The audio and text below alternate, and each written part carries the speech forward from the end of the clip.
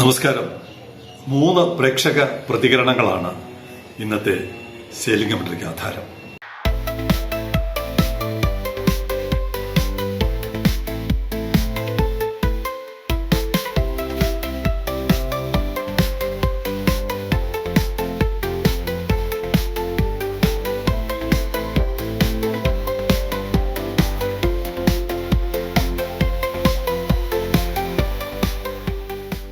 കഴിഞ്ഞ 10-40 വർഷമെന്ന് പറയാം. 10-40 വർഷത്തെ മാധ്യമ പ്രവർത്തനം, അതിൽ നിന്ന് കിട്ടിയ ഒരു വലിയ പാഠം, നമ്മൾ എഴുതുന്ന കാര്യങ്ങൾ വായിക്കുന്നവർ, നമ്മൾ പറയുന്ന കാര്യങ്ങൾ കേൾക്കുന്നവർ, നമ്മൾ അവതരിപ്പിക്കുന്ന വിഷയങ്ങൾ കാണുന്നവർ നമ്മളെക്കാൾ വലിയ ആളുകളാണ്. അറിവിന്റെ കാര്യത്തിൽ നമ്മളെക്കാൾ വലിയ ആളുകളാണ്. പലപ്പോഴും തോന്നിയിട്ടുണ്ട്, ഓരോരുത്തരുടെ ചെറിയ ചെറിയ കുറിപ്പുകളാണ് ഓരോ എപ്പിസോഡ് തയ്യാറാക്കാൻ എന്നെ സഹായിച്ചിട്ടുള്ളത്. അങ്ങനെ പ്രേക്ഷകരുടെ ഇത്രയും കാലത്തെ പിന്തുണ മാധ്യമപ്രവർത്തനം ഇപ്പോഴും തുടരാൻ സഹായിക്കുന്നുണ്ട്. ഇന്നത്തെ എപ്പിസോഡ് തയ്യാറാക്കാനും എന്നെ സഹായിക്കുന്നത് അത്തരത്തിൽ ചിലരുടെ കുറിപ്പുകളാണ്. ബാംഗ്ലൂരിൽ നിന്ന് മനു എഴുതി, I think all 6 of the Irina class vessels have berthed at TRV. MSC Irina അറിയാലോ, ഐറിന വിഭാഗത്തിൽപ്പെടുന്ന 6 കപ്പലുകളും TRVയിൽ എത്തിക്കഴിഞ്ഞു എന്ന് പറഞ്ഞാൽ ഒരു വലിയ നേട്ടമാണ്. ഇന്ത്യയിൽ അങ്ങനെ ഏതെങ്കിലും പോർട്ടിൽ എത്തിയിട്ടുണ്ടോ എന്ന് അറിയില്ല. തൊട്ടടുത്ത കൊളംബോയിൽ എത്തിയിട്ടുണ്ടോ എന്നും അറിയില്ല. ദുബായിൽ എത്തിയിട്ടുണ്ടോ അറിയില്ല. ആരെങ്കിലുമൊക്കെ ഇതുപോലെ ഗവേഷണം ചെയ്ത് കണ്ടുപിടിക്കണം. എന്തായാലും ഇന്ത്യയിൽ ആദ്യമായിട്ടെന്ന് പറയാം, ഐറിന ക്ലാസ്സിലുള്ള 6 കപ്പലുകളും എത്തി എന്ന് അദ്ദേഹം പറയുന്നു. Mariella and Mikol have berth recent. Mariella കുറച്ച് മുമ്പായിരുന്നു. മിക്കോൾ ഇപ്പോൾ ഞാൻ പ്രസന്റേഷൻ എടുക്കുമ്പോൾ ബർത്തിലുണ്ട്. Mikol have berth recent. Others have also berth before. മറ്റുള്ള 6 കപ്പലുകളുണ്ട് ഇതിനകത്ത്. MSC Irina, Loreto, Michel Cappellini, Mariella, Mikol തുടങ്ങിയ ആണ് ഐറിന ക്ലാസ്സിലെ കപ്പലുകൾ. 399.9 മീറ്റർ നീളം. ലോകത്ത് 4 ഫുട്ബോൾ ഗ്രൗണ്ടുകൾ അകത്തിരിക്കുന്നതാണ് ഈ ജൈജാന്റിക് കപ്പലുകളുടെ പ്രത്യേകത. അതിനകത്ത് എല്ലാം വന്നിട്ടുണ്ട്. I am not sure about Loreto വന്നിട്ടുണ്ടെന്നാണ് എൻ്റെ ഒരു ഓർമ്മ. കാരണം ഈ പേര്, ഈ സമാനമായ പേര്, ചില സ്പെല്ലിംഗ് വ്യത്യാസത്തിലാണ് ഓരോ കപ്പലുകളുടെ പേരുകളുടെ വ്യത്യാസം വരുന്നത്. I'm not sure about Loreto. Manu പറയുകയാണ്, I'm not sure about Loreto, but I think it has also berth before. ഇതിനു മുമ്പ് ലൊറേറ്റയും വന്നിട്ടുണ്ട്. അങ്ങനെയാണെങ്കിൽ 6 വെസലുകളും, ഐറിന ക്ലാസ്സിലുള്ള 6 വെസലുകളും എത്തുന്ന ഇന്ത്യയിലെ ആദ്യ പോർട്ടെന്ന് നമ്മൾ പറയുന്നതിൽ കാര്യമില്ല.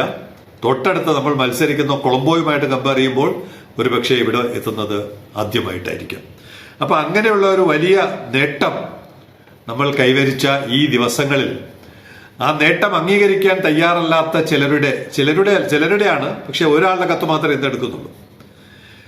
നമ്മൾ പറയാറുണ്ടല്ലോ, ഈ ക്ഷീരമുള്ള ഒരു അകിടിൻ ചോട്ടിലും കൊതുകിന് ചോര തന്നെ എന്ന് പറയുന്നത് പോലെ ഇത്രയും നേട്ടം സ്വാതന്ത്ര്യം കിട്ടിയ ഈ രാജ്യത്ത് ആദ്യമായിട്ടാണ് ഇത്തരം കപ്പലുകൾ അടുക്കുന്ന തുറമുഖം, മദർ പോർട്ട് ഇവിടെ നിലവിൽ വന്നത്. അംഗീകരിക്കാൻ തയ്യാറല്ലാത്ത ചില ആളുകൾ അതിരാവിലെ തന്നെ സെയിലിംഗ് കമന്ററി കാണാൻ വേണ്ടി തന്നെയാണ് ഉറക്കം എഴുന്നേക്കുന്നതെന്ന് ഇപ്പോൾ തോന്നിപ്പോകുന്നു.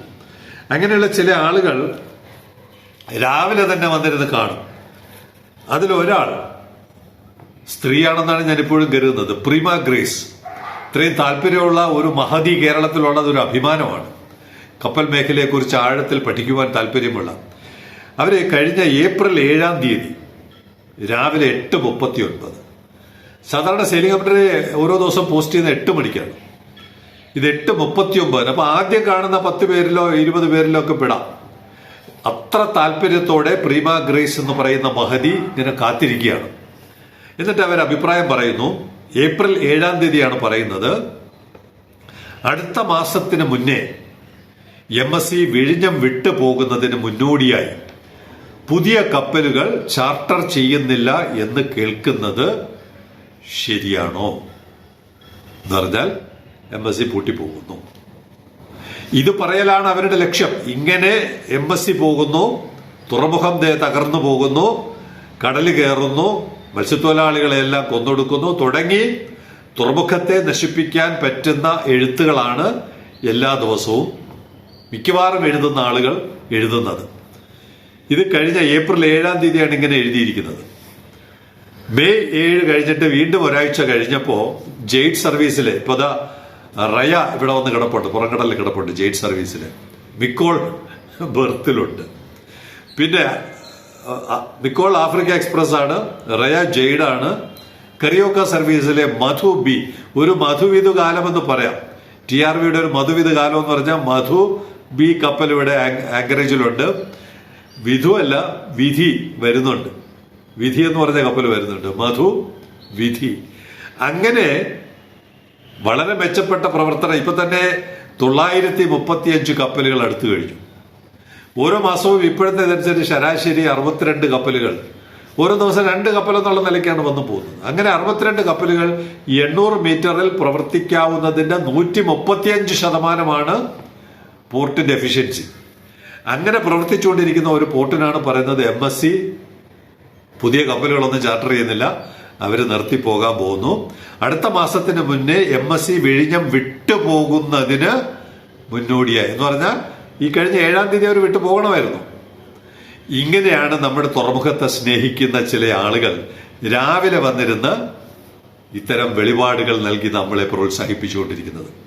എന്റെ പ്രീമ ഗ്രേസ് മാഡം, നിങ്ങൾ കഴിഞ്ഞ 30-35 വർഷമായിട്ട് തകർക്കാൻ ശ്രമിച്ച ഒരു തുറമുഖമാണ് ഇത്രയും ഗംഭീരമായ പ്രവർത്തനം നടത്തിക്കൊണ്ടിരിക്കുന്നത്. ഇനി MSC വിട്ടുപോകുന്നില്ല എന്നൊന്നും ഞങ്ങൾ അവകാശപ്പെടുന്നില്ല. കാരണം നമ്മളല്ലല്ലോ MSCക്ക് നാളെ തോന്നുകയാണ് ഇതിനേക്കാൾ മെച്ചപ്പെട്ട ഒരു പോർട്ട് ഉണ്ടെന്ന് പറഞ്ഞാൽ അവർക്ക് പോകാനുള്ള സ്വാതന്ത്ര്യമുണ്ട്. അങ്ങനെ പോകുമ്പോൾ അതിനേക്കാൾ മെച്ചപ്പെട്ട കമ്പനികൾ ചിലപ്പോൾ വരാം.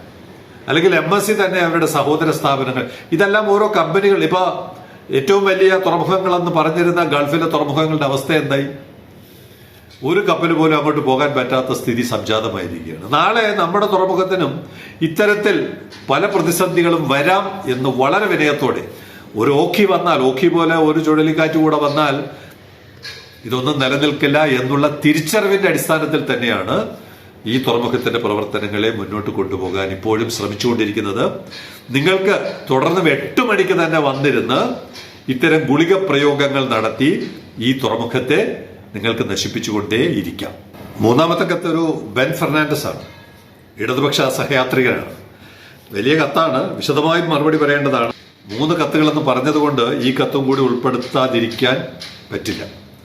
കേരളം ഇന്ത്യയിലെ ഒരു സംസ്ഥാനമായി അധികാരത്തിലുള്ള സർക്കാർ പരിഗണിക്കുന്ന പോലുമില്ല. കേന്ദ്ര സർക്കാരാണ്, എന്നും അവഗണനയാണ്. പിന്നെ ആരുടെ എവിടത്തെ പ്രധാനമന്ത്രി പറയുന്നതാണ് കേൾക്കേണ്ടത്. ഇത് വെറും ഒരു കൺസ്യൂമർ സ്റ്റേറ്റ്, നമ്മളുടെ ടാക്സ് പിടിച്ചുകൊണ്ടു പോകാൻ മാത്രം ഒരു കേന്ദ്ര ഭരണം.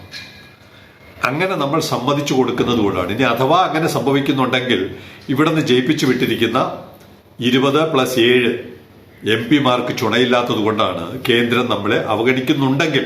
അങ്ങനെ അഭിപ്രായം എനിക്കില്ല. അതൊരു ഉദാഹരണത്തിലൂടെ പറയാം. ഇവിടുത്തെ ഔട്ടർ റിംഗ് റോഡിന്റെ മൊത്തം അടങ്കൽ 12,549.5 കോടിയാണ്. ഇതിൽ ഏകദേശം 2,659 കോടി രൂപ മാത്രമാണ് സംസ്ഥാനത്തിൻ്റെത്. 2,659 കോടി. ബാക്കി 10,000 കോടിയും കേന്ദ്രമാണ് മുടക്കുന്നത്.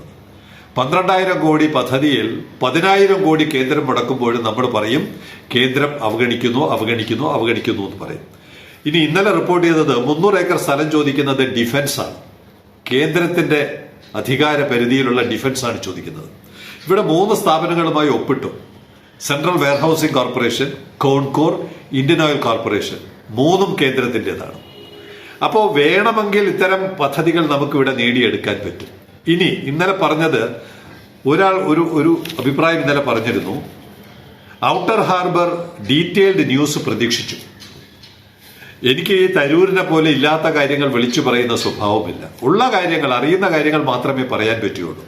ഇന്നലെ വിട്ടുപോയ 1-2 കാര്യങ്ങൾ കൂടി പറയാം. Ministry of ports, waterways and shipping ആണ് യോഗം വിളിച്ചു ചേർത്തത്. മെയ് 8 ആയിരുന്നു ആ യോഗം. കപ്പൽ മന്ത്രാലയത്തിലെ ജോയിന്റ് സെക്രട്ടറിയാണ് വിളിച്ചത്. കേരളത്തിൽ നിന്നുള്ള ഒഫീഷ്യൽസ് പങ്കെടുത്തു. അവരാണ് ഇങ്ങോട്ട് നിർദ്ദേശം വെച്ചത് 20 മില്യൺ TU-വിന്റെ പുതിയ വികസന പദ്ധതി നമ്മൾ പ്ലാൻ ചെയ്യണം. അപ്പൊ അവർ നിർദ്ദേശം വെക്കുമ്പോൾ അതിന്റെ മുടക്കുമുതലിന്റെ പ്രധാന പണം അവരിൽ നിന്ന് തന്നെ കൊണ്ടുവരാൻ നമുക്ക് പറ്റും. ഇനി അവരുടെ പണമില്ലെങ്കിലും, കേന്ദ്രത്തിന്റെ പണമില്ലെങ്കിലും ജനങ്ങളുടെ പണത്തിന്റെ ഉടമസ്ഥതയിൽ ഇത് ചെയ്യണമെന്നുള്ളതാണ് സേലിംഗൻ കമന്ററിയുടെ അഭിപ്രായം. അപ്പൊ അങ്ങനെ കേന്ദ്രത്തിനെ കൊണ്ട് വാങ്ങിച്ചെടുക്കുന്നതിൽ കഴിവില്ലാതെ പോയ MP-മാർ, അത് തരൂരായാലും തമ്പുരാനായാലും, അതിന്റെ പഴി കേന്ദ്രത്തിന്റെ പുറത്തു വയ്ക്കുന്നത് ശരിയല്ല എന്ന് പറയാനാണ് ഇത്രയും പ്രോജക്റ്റുകൾ, ഈ 20 മില്യന്റെ 2 കോടിയുടെ ഔട്ടർ ഹാർബർ പ്രോജക്റ്റ് ഉൾപ്പെടെ കേന്ദ്രം ആഗ്രഹിക്കുന്ന പദ്ധതികൾ. കാരണം അവർക്ക് മനസ്സിലായി, ഇനി ഇന്ത്യ മഹാരാജ്യത്തിന് മുന്നോട്ട് പോകണമെങ്കിൽ, ലോജിസ്റ്റിക് കോസ്റ്റ് കുറയ്ക്കണമെങ്കിൽ നമ്മുടെ തുറമുഖത്തെ വികസിപ്പിച്ചേ പറ്റൂ എന്നവർക്ക് മനസ്സിലായി. അത്തരത്തിലുള്ള ഒരു സമീപനമാണ് കേന്ദ്രം ഇപ്പോൾ സ്വീകരിച്ചിരിക്കുന്നത് എന്നതുകൊണ്ട് തന്നെ സംസ്ഥാനത്ത് നിന്നുള്ള രാഷ്ട്രീയ നേതൃത്വം അത് ഫലപ്രദമായി നേടിയെടുക്കാൻ ഇനിയും ശ്രമിക്കണം. കഴിഞ്ഞ 10 വർഷവും നമുക്ക് നഷ്ടപ്പെട്ടെങ്കിൽ ഇനിയുള്ള 5 വർഷവും നഷ്ടപ്പെടാതിരിക്കാൻ നമ്മളെല്ലാവരും, ബെൻ ഫെർണാണ്ടസും മനുവും പ്രീമ ഗ്രേസും ഒക്കെ വളരെ താല്പര്യത്തോടെ പ്രവർത്തിക്കണം.